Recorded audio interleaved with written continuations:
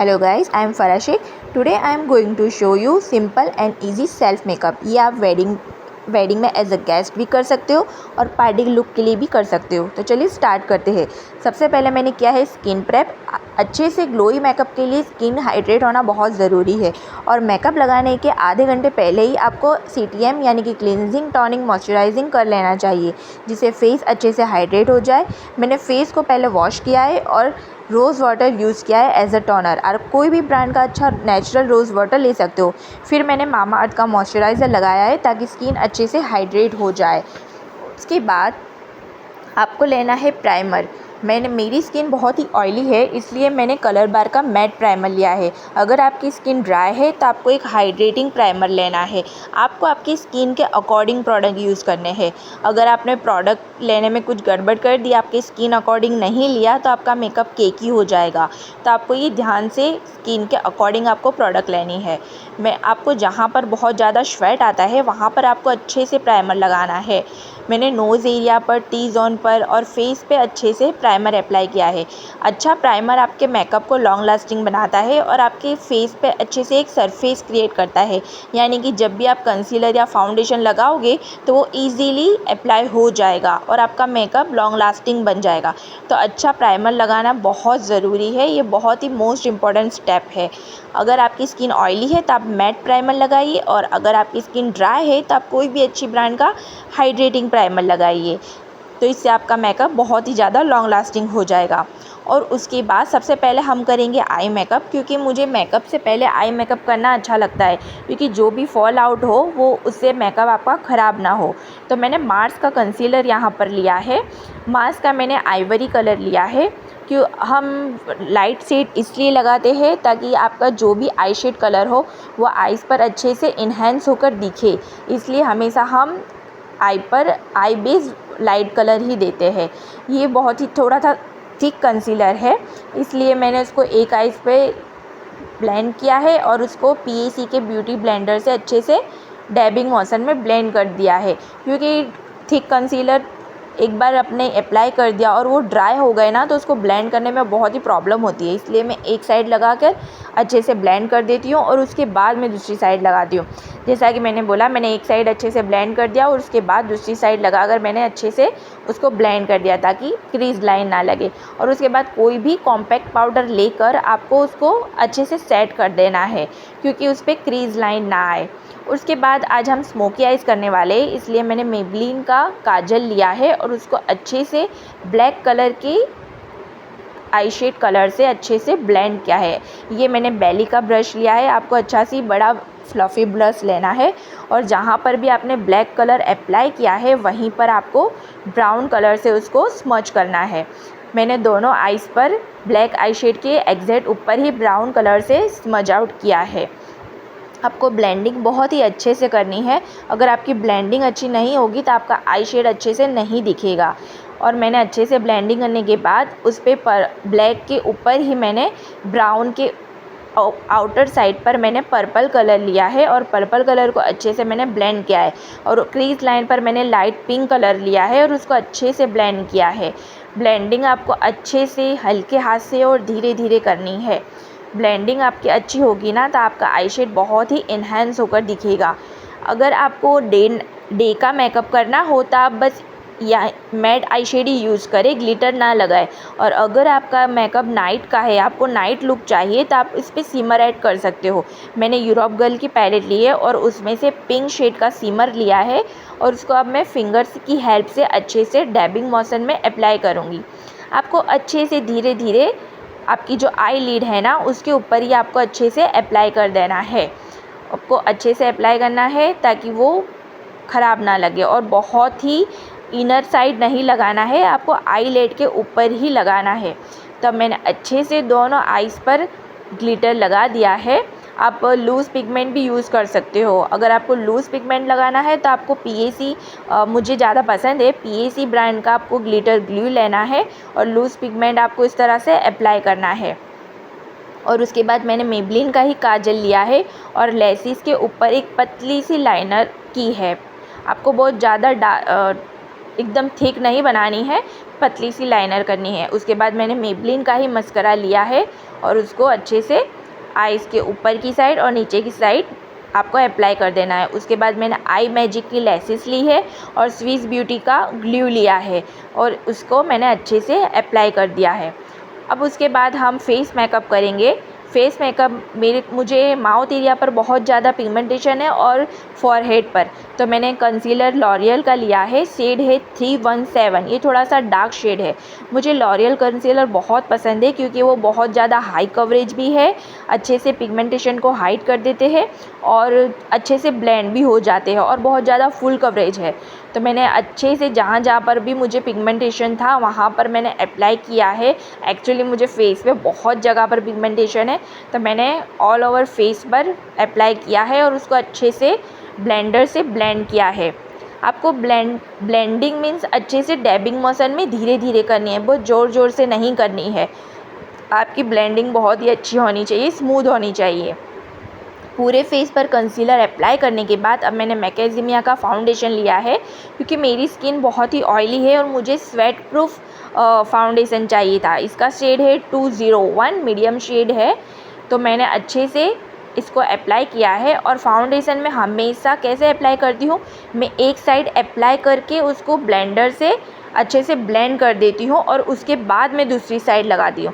क्योंकि कितनी बार ऐसा होता है ना कि बहुत थिक फाउंडेशन या जो मैट फाउंडेशन होते हैं ना वो बहुत थिक होते हैं, तो वो आप पूरे फेस पे अप्लाई करोगे तो जहाँ आपने पहले अप्लाई किया था ना वहाँ बहुत ड्राई हो जाएगा और फिर ब्लेंडिंग करने में प्रॉब्लम होती है। इसलिए मैं हमेशा जो भी थिक प्रोडक्ट होती है ना, कंसीलर हो या फाउंडेशन, तो मैं उसको एक साइड अच्छे से अप्लाई कर देती हूँ और उसको अच्छे से ब्लेंड कर देती हूँ और उसके बाद मैं दूसरी साइड लगाती हूँ। उससे क्या होता है ना कि आपका फाउंडेशन एकदम ड्राई नहीं हो जाता है और अच्छे से वो ब्लेंड हो जाता है। आपको अच्छे से पूरे फेस पर फाउंडेशन ब्लेंड करना है। और आपने एक बात नोट की होगी, मैंने ब्रश से एकदम पतली लेयर लगाई है, आपको बहुत ज़्यादा प्रोडक्ट नहीं लगानी है। मेकअप केकी होने का रीज़न यही है कि आप बहुत ज़्यादा प्रोडक्ट अप्लाई कर देते हो फाउंडेशन की या कंसीलर की। आपको बहुत ही पतली यानी कम क्वांटिटी में लगाना है, पतली लेयर लेनी है। आप जितनी कम प्रोडक्ट लगाओगे आपका मेकअप इतना ज़्यादा फ्लॉलेस लगेगा और अच्छा दिखेगा और केकी होने के चांसेस बहुत ही कम होंगे। आप ज़्यादा प्रोडक्ट अप्लाई करोगे तभी आपका मेकअप केकी या पैची दिखने लगेगा। और इसमें क्या होता है, वो ज़्यादा अच्छे से जहाँ पर भी बहुत डीप क्रीज लाइन होती है ना, वहाँ फाउंडेशन वहाँ से हट जाता है और मेकअप केकी दिखने लगता है। तो आपको बहुत ही कम क्वांटिटी लगानी है। अब फाउंडेशन अप्लाई करने के बाद मैंने आईब्रो डिफ़ाइन किया है।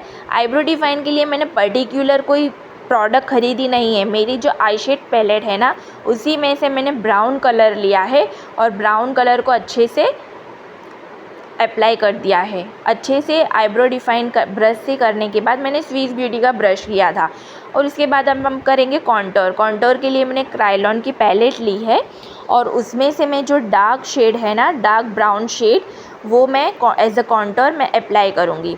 मुझे बहुत लाइट मेकअप करना है, इसलिए मैंने बहुत ज़्यादा डार्क कॉन्टोरिंग नहीं किया है क्योंकि मुझे बहुत ही सॉफ्ट एंड लाइट मेकअप करना था, बहुत ही इन्हेंस नहीं दिखना था। तो मैंने एकदम लाइट किया है कॉन्टोरिंग। जहाँ पर भी आपको नीड है, जैसे कि मैंने कान के ऊपर से एक लाइन ड्रॉ की है और एक जॉ लाइन पर किया है। और अब हम नोज़ एरिया पर कॉन्टोरिंग करेंगे, नोज़ को शार्प दिखाने के लिए। कॉन्टोरिंग आपको बहुत ही ध्यान से करना है और उसकी ब्लेंडिंग में भी आपको ध्यान रखना है क्योंकि ब्लेंडिंग जो जॉ लाइन की कॉन्टोरिंग होती है ना, उसको नीचे की साइड ब्लेंड करते हैं और जहाँ हम कान की साइड, कान के पास जो लाइनिंग की है ना, उसकी ब्लेंडिंग हमको अपवर्ड साइड करनी है। और नोज़ की ब्लेंडिंग भी हमको बहुत ही अच्छे से करनी है, वो लाइन दिखनी नहीं चाहिए।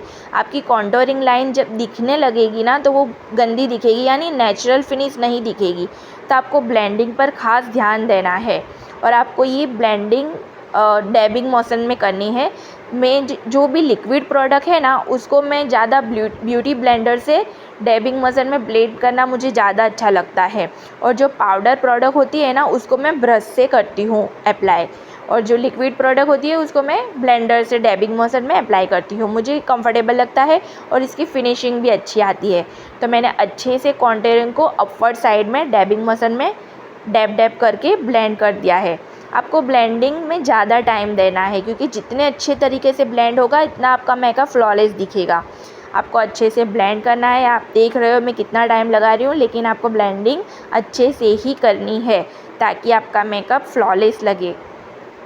अब उसके बाद हम करेंगे हाईलाइट। ये एक हाईलाइट क्या, आपको अगर आपका बेस थोड़ा सा हैवी देना है तब आप कर सकते हो, लेकिन आपको अगर लाइट ही रखना है आपका बेस तो ये स्टेप आप स्किप कर सकते हो। लेकिन ये हाईलाइटिंग करना ज़रूरी नहीं। अगर आपको सिंपली मेकअप दिखना है तो और 2-4 घंटे के लिए ही चाहिए तो आप ये स्टेप स्किप कर सकते हो। लेकिन आपको थोड़ा सा हैवी लुक चाहिए तब आप फेस को हाईलाइट करने के लिए थोड़ा सा लाइट कलर का कंसीलर लगा सकते हो। यहाँ पर मैंने एल्फ का कंसीलर लिया है लाइट बेज कलर।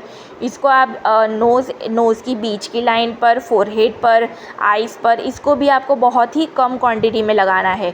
इस तरह से आप जहाँ पर भी हाईलाइटिंग फेस को दिखाना चाहते हैं वो जगह पर आपको अच्छे से कम क्वांटिटी में कंसीलर लगाना है और उसका अच्छे से डैबिंग मोशन में अप्लाई कर देना है, जिससे आपका फेस थोड़ा सा हाईलाइटिंग दिखे और मेकअप भी थोड़ा सा लॉन्ग लास्टिंग हो जाता है। अच्छे से कंसीलर को अप्लाई करने के बाद इसके बाद हम करेंगे पाउडर लॉकिंग। मुझे माउथ एरिया पर है ना बहुत ज़्यादा क्रीज लाइन पड़ जाती है, इसलिए मैं माउथ एरिया पर अच्छे से डैबिंग करती हूँ। जब भी आप पाउडर अप्लाई करो उसके पहले आपको पूरे फेस पे अच्छे से डैब करके जितनी भी क्रीजेज़ है वो सबको पहले हटानी है, क्योंकि एक बार आपने पाउडर लॉकिंग कर ली उसके बाद या मतलब आपका फेस ख़राब हो जाएगा। जहाँ पर भी क्रीज़ लाइन आपने सेट नहीं की और आपने पाउडर को अप्लाई कर दिया तो आपको क्रीज़ पड़ जाएगी और मेकअप केकी दिखने लगेगा। यहाँ पर मैंने ब्लशर लिया है, लिक्विड ब्लशर लिया है, मैंने मार्स का लिया है और मुझे जैसा कि मैंने बताया बहुत ही लाइट मेकअप चाहिए था, इसलिए मैंने बहुत कम क्वांटिटी में लगाया है। अगर आपको ज़्यादा ब्लशर पसंद है तो आप ज़्यादा क्वांटिटी में भी लगा सकते हो। मुझे थोड़ा सा लाइट मेकअप चाहिए था, इसलिए मैंने बहुत ही कम मिनिमल लगाया है। तो दोनों साइड अच्छे से अपवर्ड साइड में आपको ब्लेंड करना है। तो दोनों साइड मैंने अच्छे से ब्लेंडिंग कर ली है ब्लेंडर से। आप मार्स के अलावा स्विस ब्यूटी भी ले सकते हो और किसी भी अच्छी फॉरएवर 52 का भी बहुत अच्छा आता है, लेकिन मैंने मार्स का यूज़ किया है, वो भी काफ़ी अच्छा है। लेकिन आपको लॉन्ग लास्टिंग मेकअप चाहिए तो आप फॉरएवर 52 का भी यूज़ कर सकते हो, बहुत अच्छा है, मुझे पर्सनली बहुत पसंद है। अब हम करेंगे पाउडर लॉकिंग। ये भी मेकअप के लिए बहुत ही मोस्ट इम्पॉर्टेंट स्टेप है। आप कितना भी अच्छा फाउंडेशन लगा लो, कितनी भी अच्छी डैबिंग से अप्लाई कर दो और कितनी भी महंगी प्रोडक्ट ले लो, लेकिन आप अच्छे से पाउडर लॉकिंग नहीं करोगे तो आपका मेकअप केकी होगा। आप जब भी फेस पर फिंगर टच करोगे तो आपका फिंगर का निशान पड़ेगा। तो ये स्टेप बहुत ही इम्पॉर्टेंट है। आपको डैबिंग मोशन में और कैसा आपको बहुत ज़्यादा पाउडर नहीं लेना है। मैंने क्रायोलॉन का ट्रांसलूसेंट पाउडर लिया है, तो आपको पहले उसको लेकर हाथ पे थोड़ा सा अप्लाई कर बहुत ही मिनिमल क्वांटिटी में लगाना है। डैबिंग मोशन में आपको अच्छे से पूरे फेस पर सेट करना है। आपकी ब्लेंडिंग अच्छी होगी तो आपका मेकअप अच्छे से स्वेट प्रूफ भी बनेगा और आपको क्रीज लाइन भी नहीं होगी। तो ये प्रॉब्लम इसी वजह से होती है कि हम अच्छे से पाउडर लॉकिंग नहीं करते। आपको अच्छे से डैबिंग मोशन में पूरे फेस पर पाउडर लॉकिंग करनी है। उसके बाद मैंने रेवलॉन का ब्लशर लिया है और जैसा कि मैंने बताया कि पाउडर प्रोडक्ट मैं ब्रश से यूज़ करती हूँ, मैंने बैली का ब्रश लिया है। तो मैंने एकदम लाइट, आपको क्या करना है, पहले प्रोडक्ट लेनी है और उसको ब्रश को अच्छे से झटकना है। एकदम डायरेक्ट फेस पर अप्लाई नहीं कर देना है। बहुत ज़्यादा क्वांटिटी आप अप्लाई कर दोगे तो बहुत गंदा दिखेगा। तो मैंने यहाँ पर बहुत ही मिनिमम लगाया है। मुझे ब्लशर अभी बहुत ज़्यादा नहीं करना था, इसलिए मैंने बहुत ही मिनिमम क्वांटिटी में ब्लशर किया है। दोनों साइड आपको अच्छे से अपवर्ड डायरेक्शन में डैबिंग मोशन में लगाना है। आप ज़्यादा क्वांटिटी भी लगा सकते हो। मैंने यहाँ पर लाइट पिंक कलर लिया है। आप आपकी स्किन अकॉर्डिंग कलर ले सकते हो। अगर आपकी बहुत डस्की स्किन है तो आपको थोड़ा सा डार्क कलर लेना है, और अगर आप बहुत फेयर हो तो आपको एकदम लाइट पिंक या लाइट मॉव कलर लेना है। आपको जहाँ पर भी, मुझे नोज़ एरिया पर और चिन एरिया पर ब्लशर पसंद है, इसलिए मैंने थोड़ा थोड़ा नोज़ की जो टो होती है उस पर और चिन एरिया पर भी अच्छे से अप्लाई कर दिया है।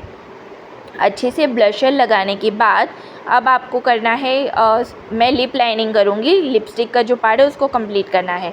तो पहले मैं लिप लाइनिंग मैंने इनसाइड कॉस्मेटिक की प्रोडक्ट से की है। इनसाइड की मैंने लिप लाइनिंग दी है, बहुत ही अच्छी है, अच्छे से ग्लाइड हो जाती है। लाइट ब्राउन कलर लिया है मैंने। अच्छे से लिप को हमको शेप देना है। अच्छे से लिप लाइनिंग करने आप अगर आपको डार्क करनी है तो आप के ब्यूटी का फैम शेड भी ले सकते हो, बहुत अच्छा है। और आपको अफोर्डेबल में चाहिए तो मार्स या स्विस ब्यूटी का भी आप डार्क ब्राउन कलर ले सकते हो। जो फैम जो है ना, के ब्यूटी का फैम बहुत ही फेमस है प्रोडक्ट है, तो उसी का वो ड्यूप है। तो आप स्विस ब्यूटी या मार्स का ले सकते हो फैम shade, sorry dark brown shade. मैंने मेबलिन की लिपस्टिक लगाई है, कलर है फाउंडर। आपको लाइट में ये शेड थोड़ा सा चेंज हो गया था, लेकिन एक्चुअल में ये बहुत ही अच्छा सा शेड था, मुझे बहुत अच्छा लगा। लेकिन लाइट में थोड़ा सा भी मुझे डिफरेंट लग रहा है। उसके बाद मैं सेटिंग स्प्रे लूँगी। मैंने NYX का सेटिंग स्प्रे लिया है, लेकिन मुझे ये बहुत ज़्यादा अच्छा नहीं लगा। मुझे लॉरियल का ज़्यादा लॉन्ग लास्टिंग लगा, बट ये मैंने ख़रीद लिया था इसलिए मैं अभी इसको यूज़ कर लेती हूँ। अच्छा है, लेकिन ये सिर्फ 2-3 घंटे के लिए ही मेकअप को टिका के रखता है। लेकिन आपको लॉन्ग लास्टिंग चाहिए तो आप क्रायलॉन का भी ले सकते हो, लेकिन क्रायलॉन का क्या हमेशा आउट ऑफ स्टॉक ही रहता है, जल्दी से अवेलेबल नहीं होता। तो उसके अलावा आप लॉरियल भी ले सकते हो, बहुत अच्छा है। तो उसके बाद आपको सेटिंग स्प्रे लगाने के बाद आपको हाइलाइटिंग करनी है। मैं हमेशा सेटिंग स्प्रे लगाने के बाद उसको 80% आपको ड्राई कर लेना है और उसके बाद आपको हाईलाइट करना है। हाइलाइटिंग के लिए भी मैंने रेवलॉन की ही पैलेट से जो हाइलाइटर था उसको यूज़ किया है। आपको ब्रश में लेकर अच्छे से उसको पहले डैबिंग मोशन में या हैंड पर थोड़ा सा लगाना है और उसके बाद आपको फेस पर लगाना है। आप देख सकते हो उसको लगाने के बाद फेस बहुत ही ग्लोई लगने लगा है। आपको अच्छे से फेस पे अप्लाई कर देना है। मुझे हाइलाइटिंग बहुत पसंद है, इसलिए मैंने फोरहेड पर भी किया है, नोज़ एरिया पर किया है, चिन पर भी किया है और जहाँ पर आप जो स्माइल करते हो ना, वो चीक बोन पर भी किया है। अच्छे से उसको अप्लाई कर देना है। अप्लाई करने के बाद आप देख सकते हो कितना अच्छा फेस ग्लोई लग रहा है। तो इसका रीज़न यही है कि आप सेटिंग स्प्रे जब भी करो उसके 80% ड्राई करने के बाद ही आप हाइलाइटिंग लगाओ, आपका फेस बहुत ही अच्छा ग्लोई दिखने लगेगा। तो ये रहा मेरा फाइनल लुक। और मैं आपको कहना चाहती हूँ कि आप प्रोडक्ट के पीछे मत भागो। अगर आपकी स्किल अच्छी होगी ना, तो आप अच्छे सस्ते और अफोर्डेबल प्रोडक्ट से भी अच्छा मेकअप कर सकते हो। तो आप स्किल पे ध्यान दो।